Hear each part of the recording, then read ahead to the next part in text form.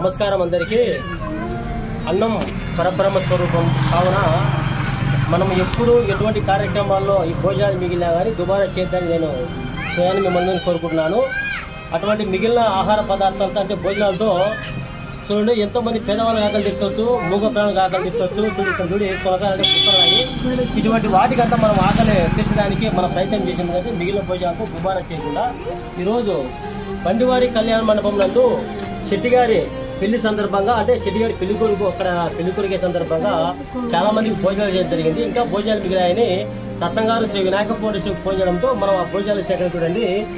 అది చిత్రాన్నము అంటే కర్రీస్ దండిగా ఐటమ్స్ దండిగా ఇచ్చారు. ఇవన్నీ మనం ఈరోజు మీరు లైవ్లో చూసే వీళ్ళందరికీ అందించి మనం ఆకలి తెచ్చడానికి అంటే కడుపు నింపేదానికి ప్రయత్నం చేస్తున్నాము.